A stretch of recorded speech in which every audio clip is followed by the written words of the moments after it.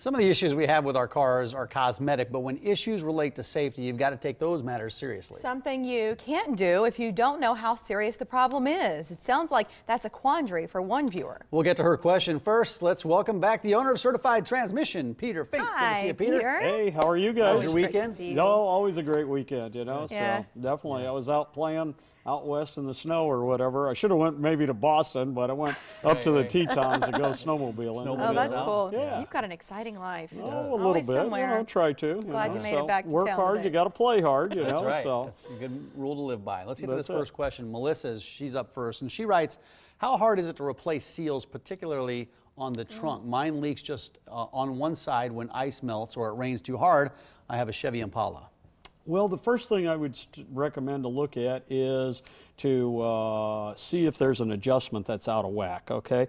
Possibly it might have been in a wreck or had some body work done at one time, and so it could be out of an adjustment. They have a front adjustment and a rear adjustment. They also have little stands on them, okay, for when you close the hood that these stands, and if that stand is misadjusted, then it won't get down all the way on the seal, and so that's possibly one of the adjustments. If it isn't that, then obviously that seal, the nice thing is it's fairly easy to replace, okay, but you do have to glue it on. It does take a special glue, okay, and things, and to get the old one off, you got to use a special remover, okay, a glue remover to take the old one off, okay. But before you go to try to replace it, let's look at this adjustment, okay, and stuff, and see what we're doing.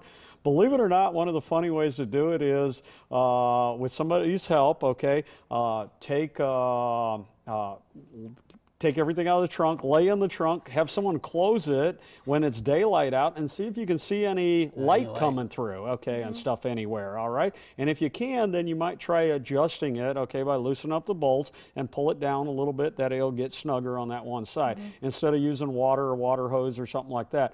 Do it during the day with the light, it works pretty good. I've done it many times like that. It's one of the, you got to have a friend to let you back out. Don't try to do this yourself and lock yourself in the trunk. Okay? Before we get to that next question, you raise up another good question. So the seal that's around your door, sometimes that kind of comes down a little bit. Can you just re-glue that, or do you have to replace the whole thing? No, you can re-glue it, okay, very good. We do see that a lot of times on cars, okay, and they do use a special glue. Some people try to use the 3M trim cement.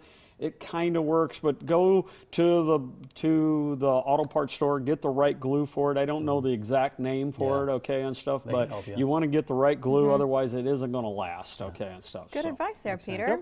Our second question is from Meg. She says, I'm planning to move 1,100 miles. I have a 2009 Mazda 3.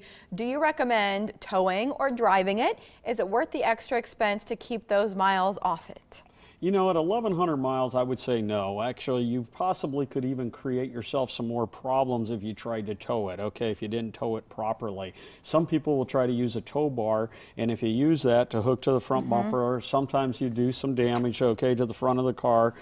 Second, depending upon the year, make, and model, some cars aren't towable unless you remove the drive shafts, okay, and different things like this. For 1,100 miles, no, just drive it. It's not worth the expense or something like that.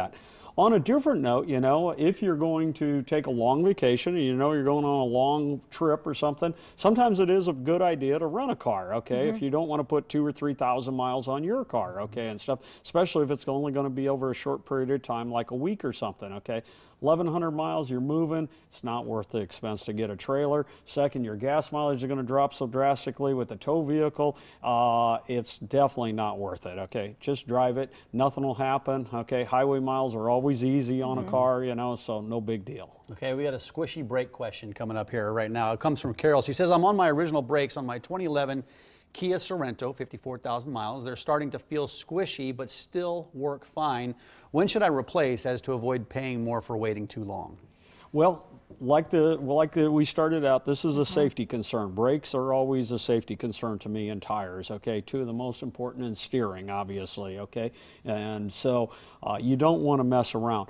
The hard part is mileage is really a hard factor to try to say it's time for a brake job or not, because again, if you're driving all highway miles, as we were just talking a second ago, okay, you might get 100,000 miles on a set of brakes or even more, okay? And then if you're like my wife, okay, that accelerator accelerates and always has a foot on the gas or the brake, it might not last very long, okay, and stuff, all right? You know, I mean, she wears out brakes in 15, 20,000 miles, okay? So this is a conversation you've had with her. Yeah, well, yeah, Okay. you know, okay, and stuff. If you've got 54, you've done a good job. But now back to the real question, okay? Since your brakes have changed, okay, you do need to get it into a shop and check it. Unless you're capable yourself to check it. First thing is maybe check the brake fluid to see if it's going to be low. It probably will be, because as your brakes wear, the fluid will go down in your master cylinder, okay, and stuff. Now, if it went too low, what could be squishy is it's got a little bit of air in there, and that is dangerous. The question I would have is, do they pump up? If they pump up, you got a little bit of air in there, they could possibly be bled, but the chances are the pads are probably wore on the front. Rears almost never wear out that fast, okay? You always replace the fronts usually twice to the once maybe in the rear, okay, and stuff, because most of your car braking is done by the front wheels, okay, and stuff. So at 54,000 miles, it changed. You recognize it. Get it into the shop. Don't mess around. They'll probably charge $50, $60 to check it out for you.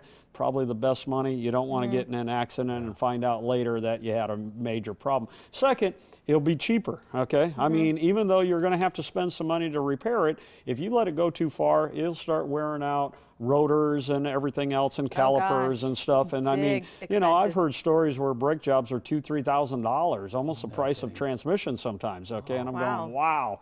I mean, I sure thought you would have had an earlier sign, and you usually do, okay? They've been ignored, okay? It sounds like in this case, it's squishy. I like the word. There I you get go. it. 5 locations in the area for certified transmission. You can make appointments to have your transmission checked out online at certifiedtransmission.com. And we thank Peter for his time. If you would like to get your questions in, you can email them to talkback@omahamorningblend.com. You can swing by our website. There's the address. And then look for the certified transmission button once you get there. You can also find us on Facebook. Leave questions on our wall. We might use them on air.